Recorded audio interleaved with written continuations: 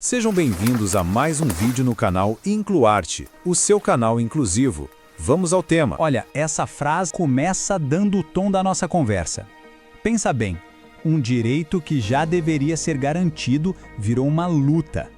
É exatamente sobre essa jornada, essa luta por um espaço no mercado de trabalho que a gente vai falar hoje. Então, vamos lá. Qual é o grande desafio da inclusão? Não é só arrumar um emprego, sabe?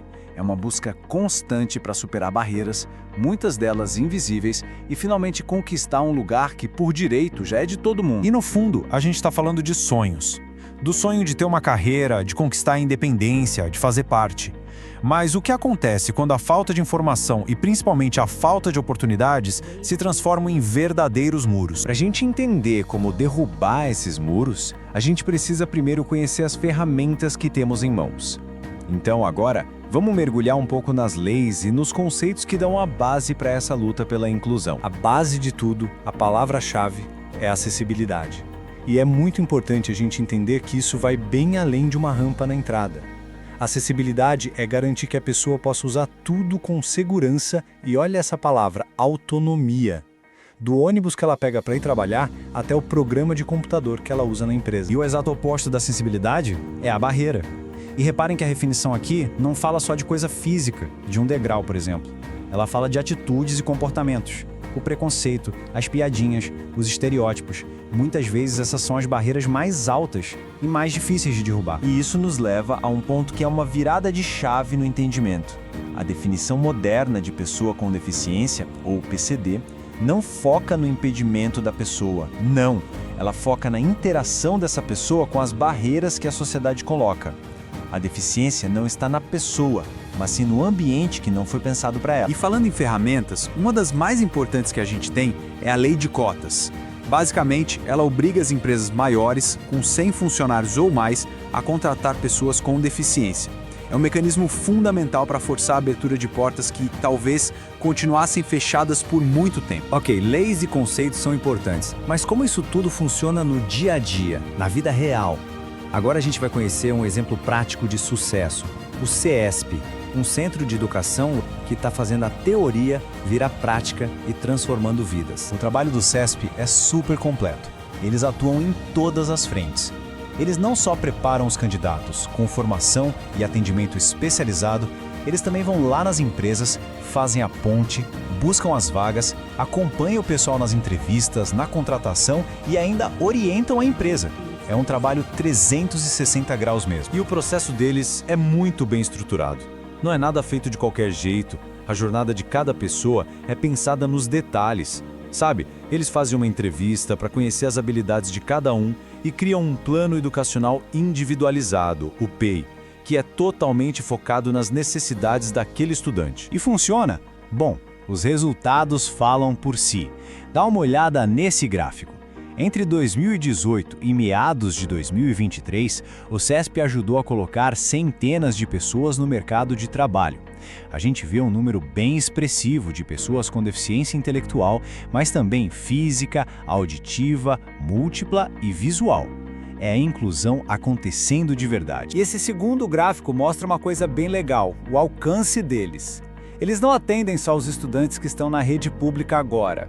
Eles também atendem quem já se formou e pessoas da comunidade em geral.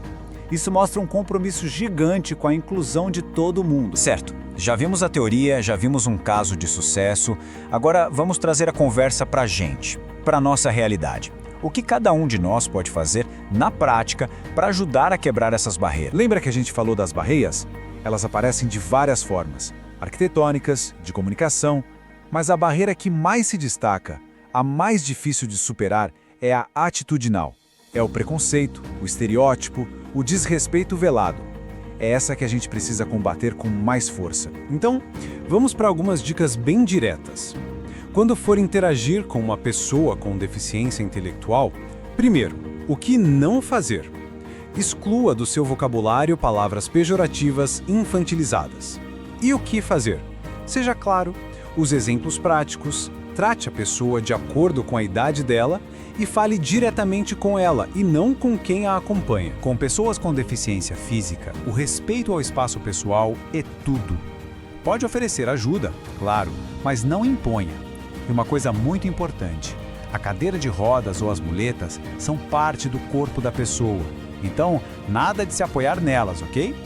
E se a conversa for longa, tente sentar para ficar no mesmo nível do olhar. Para interagir com uma pessoa cega, a sua comunicação tem que ser muito clara. Chegou perto, diga quem você é. Vai sair, avise, para a pessoa não ficar falando sozinha. Se for guiar, ofereça o braço, não puxe.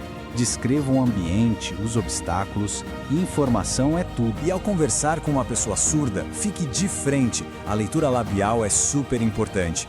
Use expressões faciais, gesticule. A comunicação vai além das palavras. E, por favor, o termo surdo-mudo é ultrapassado e incorreto. O certo é surdo. Depois de tantos números, leis e dicas, vamos ao que realmente importa, ao que toca ao coração, o impacto humano. Vamos ver como a inclusão, quando é feita do jeito certo, de verdade, transforma vidas. Essa é a Josicléia. Ela tem deficiência intelectual, passou pela formação do CESP e hoje trabalha numa grande rede de farmácias. A história dela mostra que a inclusão não é boa só para quem é contratado. A presença dela enriqueceu a equipe, deixou o ambiente de trabalho mais acolhedor para todo mundo. E aqui a gente tem a Isabela, que também tem deficiência intelectual e hoje é considerada uma colaboradora exemplar num supermercado. O caso dela mostra todo o potencial que é liberado quando a gente dá uma oportunidade. A vontade de aprender, a dedicação, isso não tem deficiência que impeça. E para fechar, a história do Leandro. Ele chegou no CESP com um sonho bem definido. Ele queria ser cozinheiro.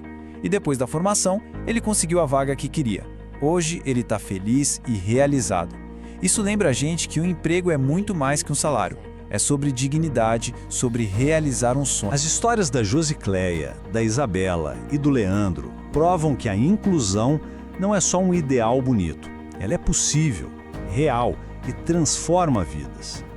E isso nos leva à pergunta final, uma reflexão para cada um de nós. E na sua vida, no seu trabalho, na sua comunidade, o que você está fazendo para criar mais oportunidades? Como é que a gente pode, juntos, derrubar mais barreiras? Incluarte. Inclusão com visão comercial. Se inscreva no canal. Até o próximo vídeo.